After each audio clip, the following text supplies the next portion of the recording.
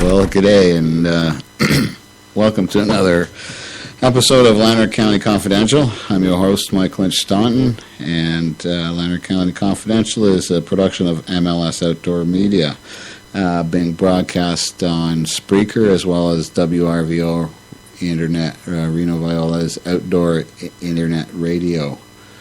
It's been a bit since I've been on. I was having some major computer issues. That got sort of rectified thanks to the guys in my bass club this summer. I won a couple of tournaments there, so I was able to buy another computer, and a much better one this time. So, onward and upward. It's sort of anticlimactic, this show.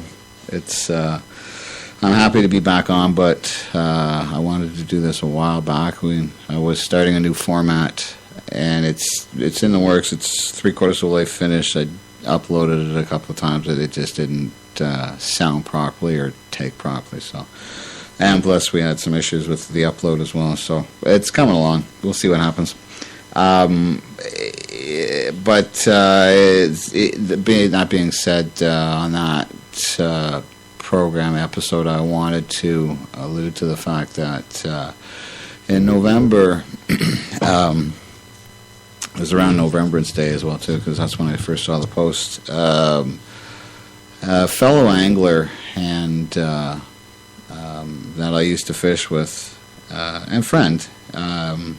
We started. He didn't introduce me to Renegade Bass, but we did a few tournaments, a few years in Renegade Bass, and that was Bob Bird. And I was really sorry to hear about his passing. I thought he'd last a few more years, but health being what it was, and life being what it is, it sometimes doesn't play fair all the time. So, but anyhow, I just, in thinking about Bob and the time that him and I spent, and some of the things that we did, I think it was 3 or 4 years that I did with him in Renegade, and we did 2 classics, 3 classics then, I think it was. Anyways, I should have checked it out first, but there's just a couple of memorable moments. I know Bob was a real ardent fisherman, and that's all his summer was spent doing, was fishing Renegade Bass or Ottawa Bass. He started actually off out in Ottawa Bass, and that's where I first met him. Was just at the time when Ottawa Bass was going away, and there was that what's going to happen, and Bass 2000 showed up, and it didn't last. So, and I was a mechanic at the time. I had gone from Carl Stan's in Stittsville, and where I first did my first Ottawa Bass tournament, and that's where I first competed against Bob. And but I didn't know him then, because he was getting serviced at another marina or something like that. But anyways, the only Ranger guy I knew at that time was the guy that lives in Stittsville. So when I got to Laurentian Marine Sales, I met him because he had an issue with his engine and wanted to figure out what was going to go on. And this sort of alludes to one of my other episodes that I've got going, and how to pick a partner how to pick a tournament partner. I've been fishing tournaments since late 1980s. I think my first one was 86, 87. So, not saying that I have a ton of experience in it, but I have a certain amount of experience in fishing tournaments and picking partners as well too, and picking good or bad one way or the other. And I've fished with not a lot of guys. I fished with 20 different partners at times, and so I've got experience in what I would feel would be picking a good partner, or what I would want if I invited somebody to be my partner. So, but and it was being young at the time and not having a lot of experience and looking up to these guys, and I had heard that Bob had won a classic already, and in Ottawa Bass or whatever, and he was a good angler. And this was coming from other anglers that were doing well as well. So, I always kept saying to him, I'll fish with you, and I'll fish with you. And he was fishing with this guy Big O, and they knew, Bob Azumi, and they knew this guy, and they knew that guy, and so it was sort of, I was looking up to these guys, and maybe if I get a shot to fish with these guys, I can get better and stuff. So, it happened that I bought a new engine, and I'm not sure it was before or after he bought his new engine. I think it was after. But we did a big bucks on Mississippi Lake, and I had no illusions going into that tournament, and I was fishing off the back of the boat, and I was pretty green as far as my techniques of flipping and pitching, and had nothing really fantastic for tackle, just some Shimano mid-level Shimano rods and stuff. And here I am, on the back of his boat, trying to fish as good as Bob can, and thinking that I can't let this guy down, so. It was funny because he bypassed the tree, and I thought to myself, well, why didn't you throw him up underneath that tree? So anyways, I went to the back of the boat and quickly fired my worm up underneath the tree, and boom, rolled a 3.5 pounder, and that gave us a share of the first or the second hour's first prize. So, which leads to another, standing there and beside this person who's you've never known, one of the big guys, and hearing his first comment was pretty funny. So, anyways, so that sort of started Bob and our relationship off, and it came to the point where he bought one of the newest technology engines, a direct injection FICT at the time, or it was a Johnson, anyways. And he was a guy who did a couple of firsts. I mean, he was one of the first guys with a Ranger bass boat, and he was one of the first guys to embrace direct injection technology, which, to me was pretty cool. First time I've ever fished a bass boat with no flasher on the front, but, whatever. It was... we had our ups and downs, but never really any ups and downs on the boats. It was pretty calm on the boat, the ups and downs. Well, actually, no, ups and downs just came later on, and the off-water situations and stuff, and what people do when they get desperate, I guess. So, but it was, I learned a lot from him. I learned how to dance with all the other guys. I learned that no matter how good you think you are, somebody's going to come along and probably do better than you in that tournament. So, you have to be pretty damn good. And when you think you've got a good weight and you go in and, you're 30th place with that weight, there's the humbling point. And so, because everybody's, looking at you saying, hey, this is your body of water, or you did real well last tournament when it happened, type thing. So expectations of other anglers are one of the things that sort of can psychologically take you out of the game. So it was an interesting few years I had to fish with him. Learned a lot about fishing shallow water and worm fishing and stuff.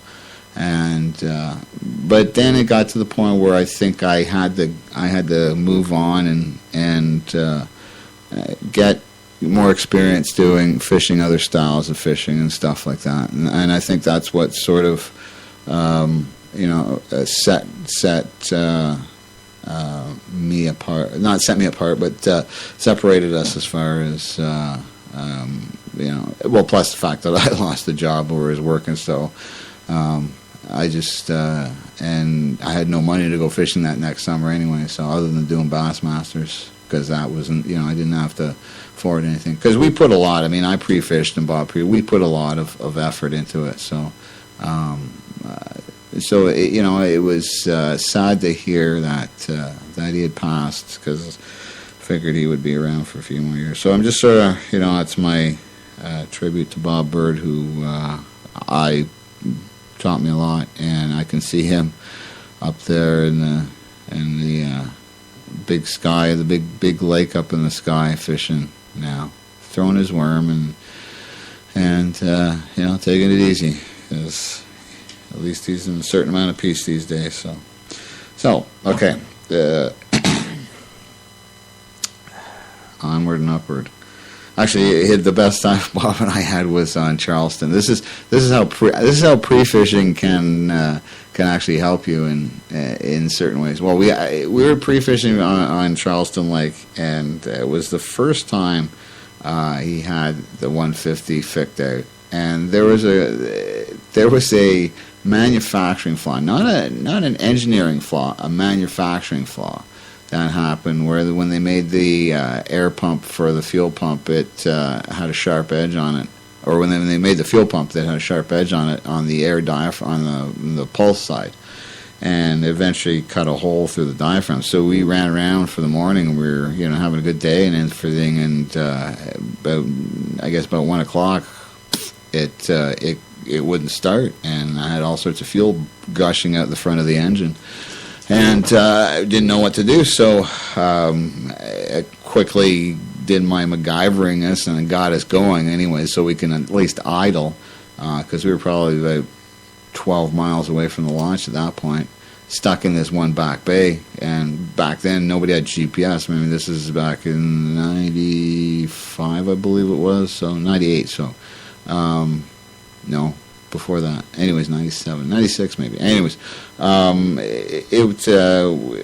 was only one other boat that we knew of that, and so we sort of limped back. But in limping back, we found this really good bay where we got 2 good fish. So we ended up starting there, and that was a good tournament, because we ended up, I think, in the top 10 that day, and we had a good day. So it just goes to show that sometimes you don't have to have a perfect pre-fish in order to do well in the tournament. You just got to find some good fish and stick it out in those areas. And that's basically what we did.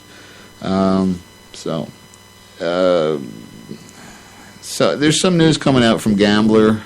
They've got some new product coming out. They've got this stick bait that I'm going to talk about in one of the upcoming episodes. Some stuff from Picasso as well too. They've got some swim baits that are swim jigs that are looking really nice, color wise and stuff. And but as far as news wise, those are the 2 things that that's what I wanted to get to, was what was happening during the summertime.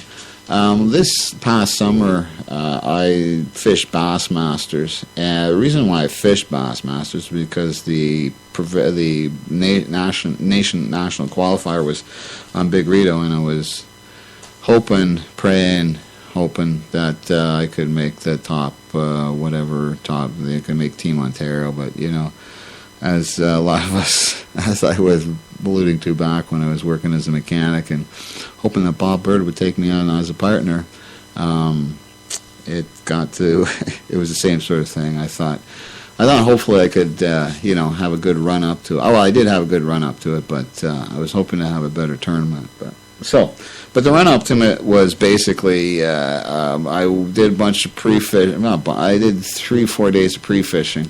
And our club tournament with my partner, we won the club tournament, and so going into the qualifier, which was a couple weeks later, I had was hoping that I could convince the guys that who I was fishing with, because I was going in as a non-boater. Just the way the logistics had it, I couldn't go in as a boater. So had to go in as a non-boater, having just won the tournament a couple of weeks beforehand, trying to convince these guys that, hey, we did 17 pounds here a week before, or a couple of weeks before. Maybe we could, fish this and that, and I guess guys being what they are, and fishermen being what they're, keying in on what they think they can win on. We I had some premonitions because of what happened Friday that I might have a good day Saturday, but that didn't pan out. Excuse me. And so going into Sunday, I just figured, well, I'll see how well I can do, and Sunday actually ended up being a bit better because knowing that I really had no chance of getting into the team, I spent the afternoon basically helping my partner with a boater, Dan Risordo, qualify, helping him so he could qualify because he had 13 and a half or 14 the first. No, he had 14 something the first day. So I knew he was, he could make it in if he had a consistent. Because I figured it was going to take 26, 27 pounds to, 15 pounds per day. Could do it. Was definitely going to do it, but the way that they were biting in that, 17 pounds was definitely going to get you in, guaranteed. If you can get at least 15, 16 pounds a day, you should be guaranteed, and hopefully if you get 20, 27, 28 pounds, you could get in as well too. So, because just the way the bite was on, it wasn't a great bite at that time of year, which it typically is on bigger. The end of August is usually it's an awesome time. Weed lines are on and stuff, but coming up to it, I wasn't catching any good fish. I catch good fish here, one there, but I wasn't catching anything really good on the weed line. So, and so I figured at that point, well, we'll hit the smallmouth shoals and see if they're on and stuff. But Charles proved that the second day that they were on if you could find them. So. And good, and it was really good. Nice to see. It's nice to see a local guy, especially a guy in our club, to do well in that tournament. So, but I just wanted to allude, and because this goes to the partner thing as well too. Sometimes when your partner's having a good day, you should just back off. Our my partner for our club, when Dave Weatherall, he basically, he had no illusions. He said, I fished, but I don't know where, and, if we're going to fish these areas, and I've never fished them, so I'm going to leave it up to you and stuff. So basically, I put him in areas where he could fish his style of fishing, and, hopefully he'll catch one of these roamers that, that maybe I'll or suspended, or I'm not targeting type thing. So, and that's basically what happened. He got our big fish for the day, first thing in the morning, and then we headed down to Portland area, and fished a couple of humps and some shoreline that I usually do, and then we ended up on. But it was. We had a good day. I didn't think we had a stellar day, because usually when I'm having a good day and popping a few fish, and I know that somebody else is having a way better day than me, so I don't really, I get excited with each fish, but it's sort of like, the day's not over. Let's keep going. Let's try and find some bigger ones and stuff. So, but it was nice to win a club tournament. First of all, it's the first club tournament that I've Bassmasters club tournament that I've won, because there's some good guys in the club there. There's Don Jones has been around for a while, and Charles Sims, he's good, and there's other guys in the club that give them a bit longer, and they'll be Tony could win on certain, and Frank Ramsey's he's a good stick as well too. So to win against these guys sort of gave me a little boost, anyways, going into the OBN qualifier. Now the first day of the OBN qualifier, when I was stuck doing drop shotting all the time, it sort of sucked. So that didn't help me any. And then the second day, I got to the point where I stuck a couple of fish first off. But I could see my partner was struggling, because there was a lot of pressure in certain areas that we were fishing, because we were hitting spots, and have you fished here? Yeah, I fished here, and this is basically a community spot and stuff like that. So And then about noontime, he was really frustrated, and I just said, okay, well, there's a section of docks that I know. Let's hit that. And then while he was fishing the docks, I was fishing out deeper, and just to see if there's a deeper bite. And then basically we had maybe 15 minutes to go. I said, well, I'll take it out to a hump, but there was a guy that was 45 minutes up until we went out there. There was another boat on it, but they'd left. So anyways, we went out, and I just basically said, dump it in that milfoil over the side, and his jig went down, and thunk, that was his biggest fish of the day. And he was happy at that point. Well, happier than what he was, anyways. But he had a limit, and so we had it in, and he actually made the qualifier. He had 13.5 at that point, and he made the qualifier. So congratulations to him. It was nice because it was nice to see that I could do something to help him. He was sponsored by Berkeley and stuff like that. So. That's his living. I just felt that a guy, he's putting it all on the line. Might as well help him out. See, Reno was there. It was interesting. It was a funny day. But actually, the weekend was a great weekend. The weather was great, and the amount of people that showed up for the weigh-in and stuff was a fair amount of people showing up, and great. The way the weigh-in was done and stuff was really quick, and there wasn't really much of a. I forget how many boats we had there, but there's quite a few boats. So there was no pushing and shoving and stuff like that. It was handled really, really well. And then a few weeks later, we go to Muskrat Lake, and I bring in 20. Well, me and Tyler bring in 20 pounds of smallmouth. That made my day. So those two wins together helped me buy the computer, the segue all the way through this whole little episode. And then with the new computer, I had everything was new. Everything's up to date, and it's not old technology that has been reprogrammed and yada, yada, yada. So I'm a lot happier. Things are going a bit better these days as far as health-wise goes, but, it's a drag still having arthritis. That's funny. I was talking to somebody the other day. Yeah, I get a little twinge in my thumb and stuff like that, and I thought, yeah, twinge in your thumb, okay. Well, try twinge in your back. Anyways, don't want to belabor that one. So, got a lot of things in line coming up. Some interviews that I've done that are just waiting to be done in a new format. Rather, I've got another. I think just by the looks of it, it's going to take me a couple more episodes to figure out the bugs on the new one, and so I just may do them on the old format until I've got that figured out. So, anyway, I'm getting down in time here, so I've got to get going soon. It's been. I've enjoyed today. It's got to get the cobwebs out. Figured things out again, and got two tournaments to tell you about.